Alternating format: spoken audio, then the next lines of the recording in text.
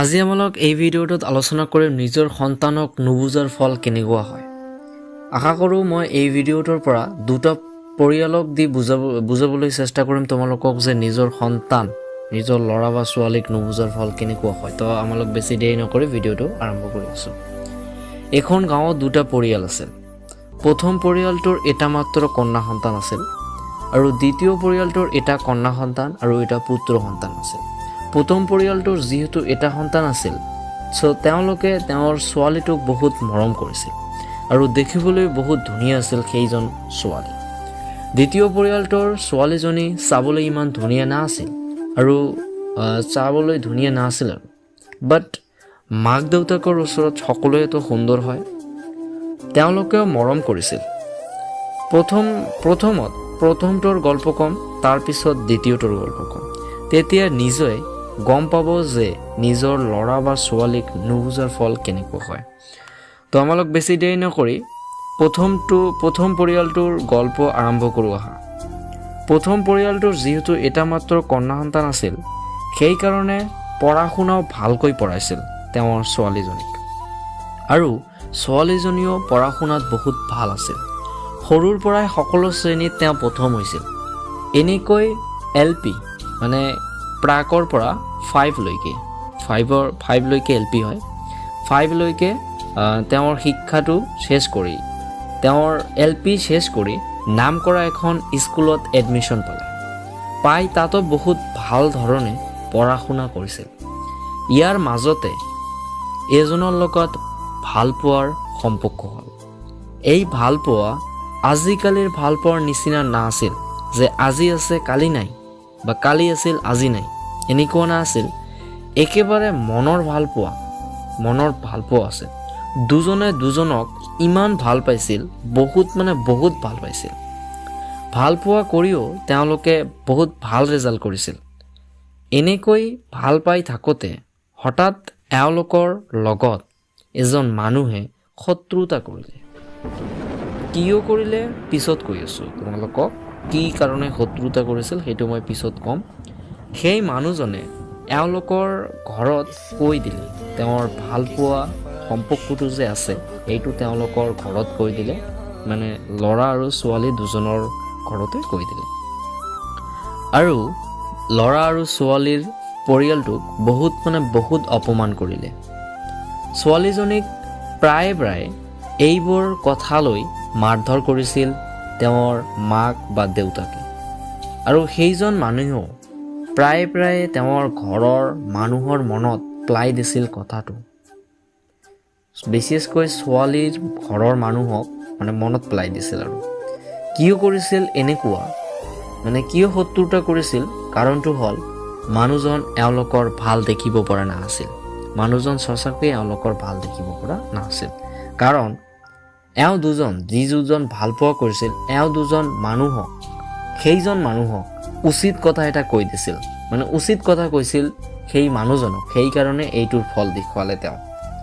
পিছত শত্ৰুতা কৰাৰ পিছত এই ভাল পোৱা দুজনৰ ল'ৰা আৰু ছোৱালী দুজনৰ এনেকুৱা এটা সময় আহি গ'ল যে হয় ভাগিব লাগে, পলাই যাব লাগে, নহ'লে আন এজনক বিয়া কৰিব লাগে, নিজৰ ভাল পোৱাক এৰি আন এজনক বিয়া কৰিব লাগে। তেওঁলোকে দুটাৰ এটাও নকৰে। ভাগিলে বা পলালে সন্মান নষ্ট, আৰু বিয়া নকৰিব বেলেগক, কাৰণ চচা ভাল পাইছিল, বেলেগক তেওঁ জীৱনসংগী হিচাপে নিবিচাৰে। পিছত কি কৰিছে শুনিলে আপোনাৰ চকু পানী ওলাই যাব। দুজনেই আত্মহত্যা কৰিবলৈ বাধ্য হ'ল, কাৰণ ছোৱালীজনীৰ ঘৰৰ মানুহ ল'ৰাজনক মানি নল'ব, কেতিয়াও মানি নলয়। বহুত ট্ৰাই কৰিছিল, মানি নলয়।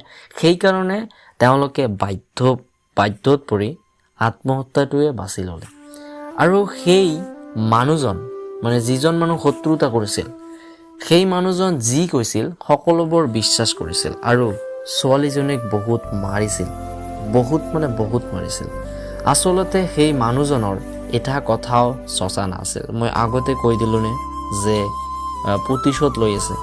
সকলোবোৰ প্ৰতিশোধৰ কাৰণে কৰিছিল। মই এই পৰিয়ালৰ এনেকুৱা থিংকিং পৰিয়ালৰ মানুহবোৰক এটা কথাই ক'ব বিচাৰিছোঁ যে কি পালে? ছোৱালীক পালেনে? নিজৰ ছোৱালীটোক পালেনে?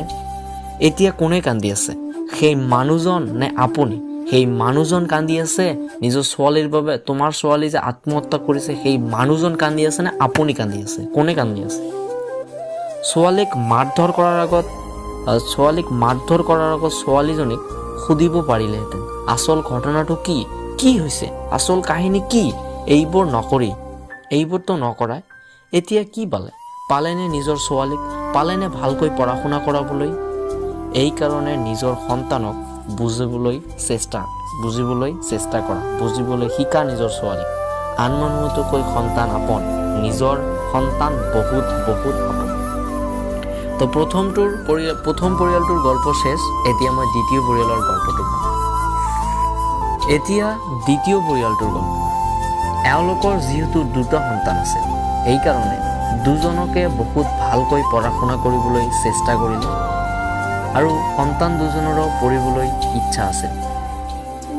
এওঁলোকৰ সন্তান দুটাও এল পিৰ পৰা উত্তীৰ্ণ হৈ যিকোনো এখন স্কুলত এডমিশ্যন ল'লে, যিকোনো পঢ়িলে হ'ল। আৰু পঢ়ি থাকোঁতে হঠাৎ এজনৰ লগত ভালপোৱা হ'ল। এই পৰিয়ালটোৰ ছোৱালীজনী ভালপোৱা হ'ল ন, এওঁলোকৰো মনৰ ভাল পায়, ঠিক আছে। তেওঁলোকেও যিটো ভাল পাইছিল এওঁলোকেও সিটো ভাল পাইছিল, ভাল পোৱা কৰিছিল। এওঁলোকেও ভাল পাই ৰিজাল্ট ভাল কৰিলে। হঠাৎ এওঁলোকৰ লগত এজন মানুহে শত্ৰুতা কৰি ঘৰত কৈ দিলে। এওঁলোকৰ লগত শত্ৰুতা হ'ল। যেতিয়া মানুহজনে এওঁলোকৰ দ্বিতীয় পৰিয়ালটোৰ সন্তানৰ কথা এনেকৈ কৈছিল, তেতিয়া ঘৰৰ মানুহবিলাকে কি কৈছে জানানে? কৈ দিছে এওঁলোকৰ সময়টোৱে এনেকুৱা সময়। আচলতে দ্বিতীয় পৰিয়ালটোৰ মানুহে সঁচাকৈ ভাল পইণ্টটোৱে ধৰিছে। এওঁলোকৰ সময়টো এনেকুৱা। ল'ৰাৰ লগত আৰু কৈ দিছিল, ল'ৰাৰ লগত ভাল পোৱা নকৰিবতো কাৰ লগত কৰিব? তহঁতৰ নিচিনা বুঢ়াৰ লগত কৰিব নেকি? ভাল পোৱা কি বুঢ়াৰ লগত কৰিব নে মোৰ ছোৱালীজনী ল'ৰাজনৰ লগত কৰিব? কাৰ লগত কৰিব? এনেকৈ যেতিয়াই কৈ দিছে তেতিয়াৰ পৰাই তেওঁলোকৰ আৰু সেই দ্বিতীয় পৰিয়ালটোৰ ছোৱালীজনীৰ ভালপোৱাৰ লগত আৰু শত্ৰুতা কৰাৰ সাহস পোৱা নাই। পিছত ছোৱালীজনী ঘৰত অহাৰ পিছত ওচৰত মাতি আনি বহুৱাই সমূহ কথা ভালপোৱাৰ কথা ভাঙি ক'বলৈ ক'লে। আৰু কি ক'লে জানানে? আৰু ক'লে, আমালোক তোমাৰ বন্ধুৰ নিচিনা, বেষ্ট ফ্ৰেণ্ডৰ নিচিনা, কোৱা, মন খুলি কোৱা। ছোৱালীজনী ক'লে, যিহেতু মাক দেউতাকে ছাপোৰ্ট কৰিলে, সাহস দিলে, সেইকাৰণে ক'লে। তাৰপিছত ক'লে সমূহ কথা।